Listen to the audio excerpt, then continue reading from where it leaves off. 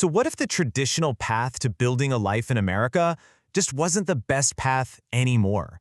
For a lot of high net worth families all over the world, the playbook for getting to the US is going through this massive shift. They're steering clear of the old student visa route, and instead, they're embracing a path that basically trades a lottery ticket for a very, very hefty investment. Let's break down what's really going on with this high-stakes decision.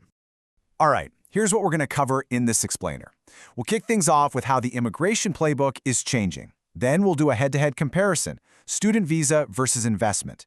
After that, we're going to look at what return on investment really means in this context, how the program actually works, and we won't shy away from the very real risks involved.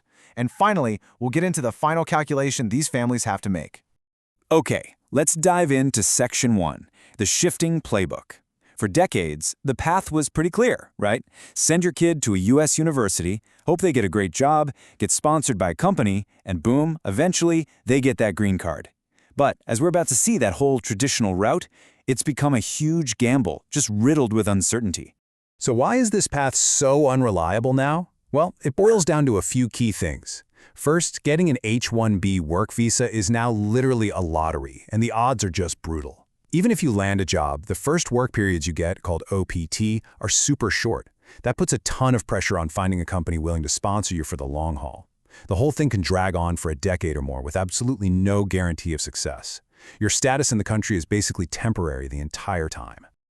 Okay, so if the student path is such a roll of the dice, what's the alternative? That brings us right to Section 2, student visa versus investment.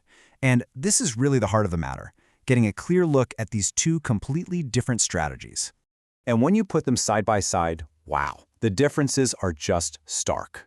The student path, it covers one person, that's it. But the EB-5 investment path covers the investor, their spouse, and their children under 21. That's a total game changer for a family. Then there's the legal status. One is temporary, the other leads directly to a permanent green card. And maybe the biggest difference of all is the outcome itself. One is pure chance, a lottery. The other is a defined legal process. A long one for sure, but a defined one. Which leads us to Section 3, the return on investment. Now, when you hear that phrase, you're thinking money, right? Financial profit. But with this kind of investment, what are these families actually buying?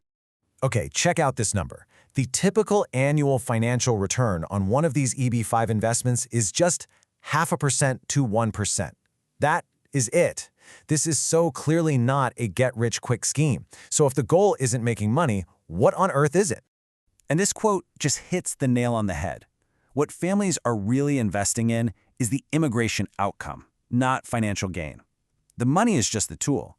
The real return they're looking for isn't a bigger bank account. It's a predictable, permanent future in America for their entire family. And to really underscore this point, the U.S. government, USCIS specifically, has a very strict rule. The money has to be at-risk capital. It's a legal requirement that means the investor's money has to be genuinely at risk of being lost, with no guarantees. It's their way of making sure this is a real investment and not just somebody paying a fee for a visa. So yeah, the financial risk is absolutely real. So, how does this all work in the real world? That brings us to Section 4, how the program works. See, most investors don't just show up and start a business from the ground up. Instead, they almost always use something called a regional center, which is designed to make the whole process a lot simpler. The way these regional centers work follows a few pretty simple steps. First, they pool money from a bunch of different investors. Second, they take that big pot of money and deploy it into some large-scale project, like a hotel or a big real estate development. Third, and this part is key, the indirect jobs created by that project are what count toward the immigration requirements. And all of this allows the investor to be passive, which is a huge plus for most of these families. But, and this is a really big but, this path is not a walk in the park. It comes with its own major challenges, which brings us to Section 5, the real risks and hurdles. It is so important to understand that this is a super complex legal and financial journey. One of the biggest hurdles is just time. There's this thing called retrogression, which is basically a massive waiting line for a visa. In a perfect world, you file your petition in year 1 and you're good to go by year 5. But for people from countries with huge demand like China and India, that 5-year plan can easily stretch into a 10-year wait or even longer. I mean, that kind of delay can completely derail a family's entire life plan.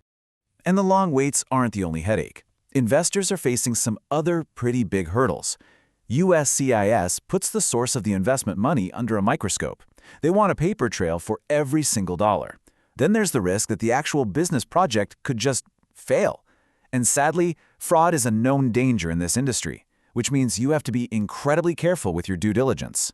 So how do you possibly navigate all of this? Well, the smartest families build a team, and they keep two roles completely separate. You have a financial advisor who vets the actual investment, the project, the developer, their history, and then you have an immigration attorney who handles all the legal paperwork and the maze of immigration law. Keeping those two separate is a critical system of checks and balances that protects the family's interests. And all of this brings us to our final section, the final calculation. At the end of the day, it's all about weighing the incredibly high cost and the very real risks against the value of something that's getting harder and harder to find: a predictable future. Ultimately, it just comes down to one word: control. For families that can afford it, the investment path puts their future back in their own hands. It takes the randomness of a lottery and the dependency on a single employer off the table, and it replaces it with a direct process. It's expensive, it's complex, for sure. But in short, what they're really buying is certainty. And so, that leaves us with this final question to think about. In a world that feels more and more uncertain, where a lot of the traditional paths to opportunity feel like a game of chance, what is the real price of a predictable future?